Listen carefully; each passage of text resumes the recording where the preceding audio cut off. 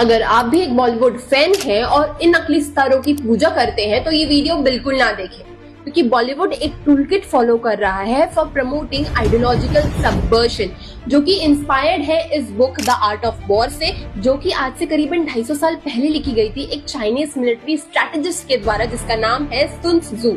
लेकिन काम आज भी वही कर रही है।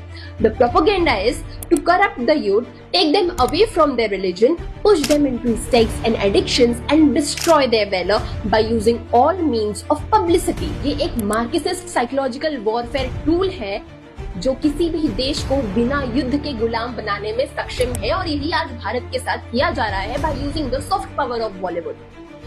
Live in relationship, hookup culture, porn, one night stand ना ये घर में सिखाया गया ना हमारे स्कूल में, फिर भी आज ये बहुत प्रचलित है हमारे समाज में। क्यों? The credit goes to Bollywood, क्योंकि वो सिखाते हैं कि प्यार ही जीवन का सबसे बड़ा लक्ष्य है, जिनकी खुद की ब्रेकअप्स की लिस्ट और डाइवोर्स की लिस्ट इतनी बड़ी है।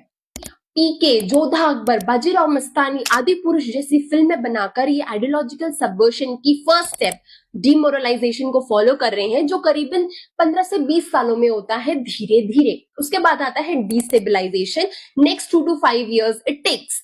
थर्ड है क्राइसिस, जो कि आए दिन आजकल भारत में देखने को मिलते हैं। फोर्थ है नॉर्मलाइजेशन, यानी कि ये सब चीजों के हम हैबिचुअल हो जाते हैं, हम मान लेते हैं कि ये तो सोसाइटी का हिस्सा है, होता रहता है। और नॉर्मलाइजेशन का सबसे बड़ा एग्जाम्पल है कि आपको अंग्रेजी आती है, चाहे आपको भारत की कितनी भी लैंग्वेजेस आती हो, लेकिन अगर अंग्रेजी नहीं आती तो आपको अनपढ़ गवार ही माना जाता है। ये माइंडसेट बनाकर गए हैं ब्रिटिशर्स, और ये था उनका आइडियोलॉजिकल सबवर्शन।